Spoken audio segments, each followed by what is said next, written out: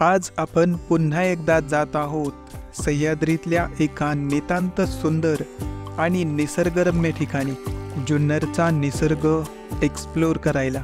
आजचं हे ठिकाण इथून अगदी जवळच आहे, मात्र बहुधा त्याहून देखील सुंदर असू शकतं बरं। धो पाऊस बरसत असताना आम्ही इथला जबरदस्त अनुभव घेतला। मोजून मोजून थकून जाल एवढे ते धबधबे, सगळं काही वरचढ, कमी कशाचीच नाही। अरे नाही, काळजी करू नका, हे ठिकाण सुरक्षित आहे आणि फॅमिली फ्रेंडली सुद्धा।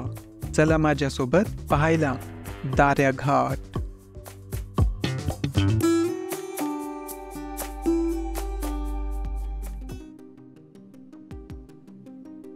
सध्या जुन्नर लयच आवडायला लागले राव। कुठं जायचं हे विचार करून करून दमल्यावर शेवटी गाडी जुन्नरच्या दिशेने आपोआप वळते। पुणे नाशिक रोड, नारायणगाव आणि मग शिवजन्मभूमी अर्थात जुन्नर। आणि जुन्नरपासून 18 किलोमीटरचा अतिशय नयनरम्य असा रस्ता, हिरवेगार डोंगर आणि त्यावर पांढऱ्या रेगांसारखे दिसणारे शुभ्र धबधबे पाहत पाहत आपण पोचतो इथे दाऱ्या घाटला। इथल्या गावाचं नाव आहे आंबोली। हे नाव बघून आपण कोकणात आलो की काय असं वाटून जातं। इथे पोहोचताच पावसाने आमचं धमाकेदार स्वागत केलं। सुसाट वारा, न थांबणाऱ्या त्या पावसाच्या सरी आणि इथला निसर्ग, वाह, बघतच राहावा असा। जिकडे तिकडे पाणीच पाणी आणि पाण्याची कमी भरून काढायला ढगांचे पुंजके सुद्धा खाली उतरले होते।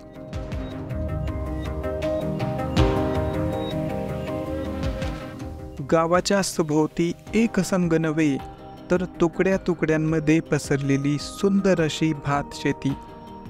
पिकं चांगलीच जोमात वाढत असल्याचं दिसलं। का नाही वाढणार? निसर्ग चांगलाच प्रसन्न झालाय, पण पाण्याला काही कमीच नाही।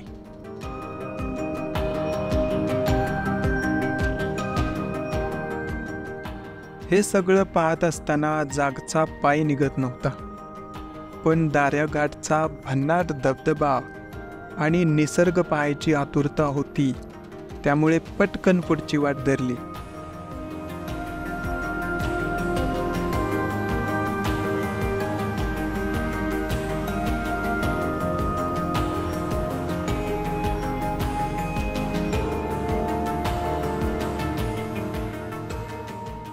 पुढे एक भला मोठा ओहोळ खुणावत होता। मग काय, त्याला पाहण्याचा मोहच नाही आवरला। वेगात वाहणारा तो ओहोळ, बाजूला गावातली घरे, ओले चिंब आणि हिरवेगार गवत चराचरा चरणारी ती गुरे, पाठीमागे अक्राळ विक्राळ पर्वत आणि त्यावरून 3 ते 4 मोठे आणि असंख्य छोटे धबधबे, असं सुंदर निसर्गचित्रच जणू तयार झालं होतं। हे गाव निसर्गाच्या कुशीत नव्हे तर निसर्गाच्या उदरात वसले की काय असं वाटतं, कारण सर्वच बाजूला मोठमोठे डोंगर आणि त्यांचं सगळं पाणी या गावाच्या बाजूने वाहत होतं। पक्का रस्ता इथेच संपतो, पुढे दाऱ्या घाट आणि मग इथला कोकण कडा। तर मंडळी, पुन्हा एकदा आपलं स्वागत आहे आपल्या चॅनलमध्ये। आणि आज आपण आलेलो आहोत दाऱ्या घाटमध्ये। जुन्नर पासून अगदी जवळच असणारा हा दाऱ्या घाट आणि खूपच सुंदर असं लोकेशन आहे। मात्र वातावरण प्रचंड खराब आहे, आज प्रचंड पाऊस आणि हवा इथे चालू आहे, त्याच्यामुळे नीट आवाज पण येत नाही आणि नीट व्हिडिओ पण काढता येत नाहीत।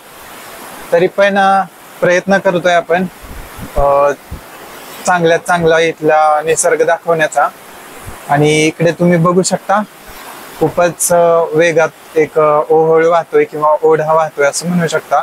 आणि पाठीमागे इथं 3-4 मोठे वॉटरफॉल आहेत आणि इथं खूपच सुंदर दिसत आहेत।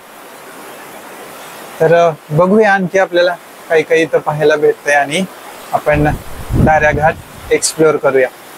चला।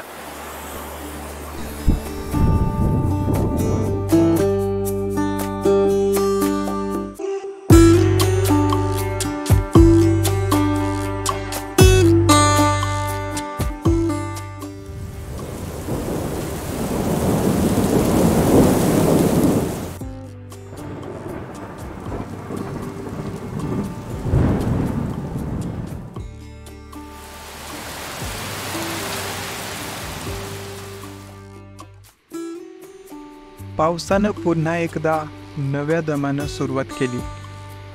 पण एका जागी थांबून निभावं लागणार नव्हता. मुळात मान्सूनमध्ये पाऊस थांबण्याची अपेक्षाच करू नये. उलट त्याचा आनंद लुटत आणि निसर्ग डोळ्यात साठवत प्रवास शक्य तितका सुंदर बनवायचा. पाण्याच्या प्रवाहाच्या बाजूने रस्ता इथल्या धबधब्यापर्यंत जातो.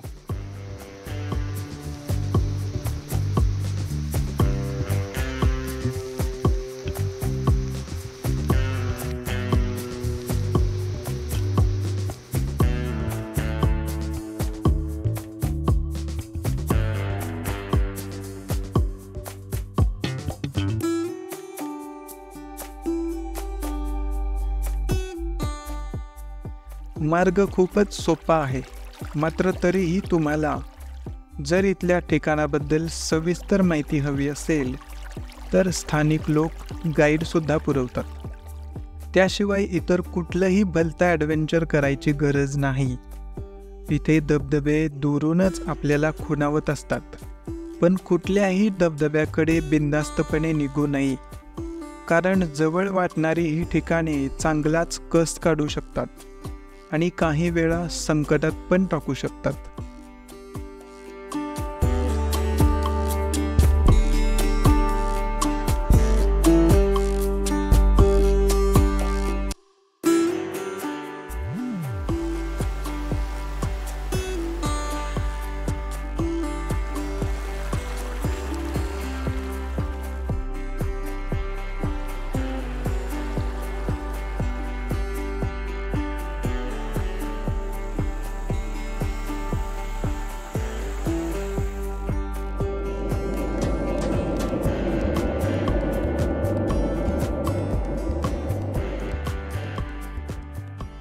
तुलनेने कमी उंचीचा दार्या घाट धबधबा हे आहे इथलं मुख्य आकर्षण, जे इथल्या वनराईच्या पाठीमागे दडलं आहे आणि पायथ्यापासून दिसत नाही.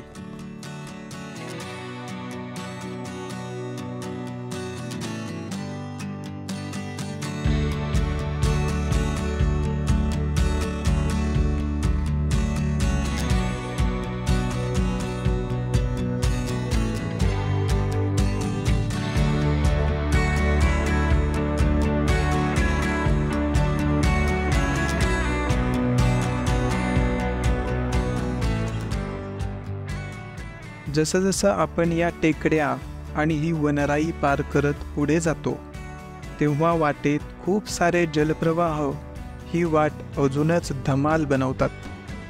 आणि मग पुढे दिसतात दार्याघाटचे 2-3 मोठे नेत्रदीपक धबधबे.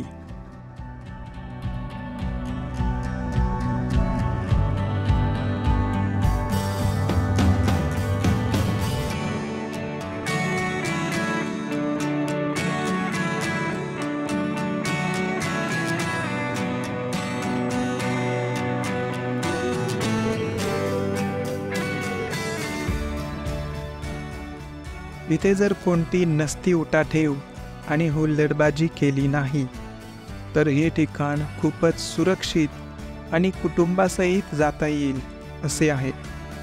आणि सगळ्यात चांगली गोष्ट म्हणजे हे ठिकाण म्हणावं तेवढं लोकप्रिय नाही, त्यामुळे इथे जास्त गर्दीसुद्धा येत नाही. चांगले नियोजन करून आपण इकडे आलो तर एक जबरदस्त वर्षाविहार आणि भन्नाट मान्सून ट्रेक होणार हे नक्की.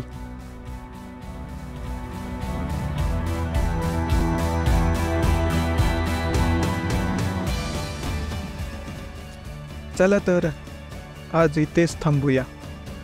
भेटूया अशाच एका भन्नाट ठिकाणी नेक्स्ट व्हिडिओमध्ये. तोपर्यंत फिरत राहा पण सुरक्षित राहा. Good bye. धन्यवाद.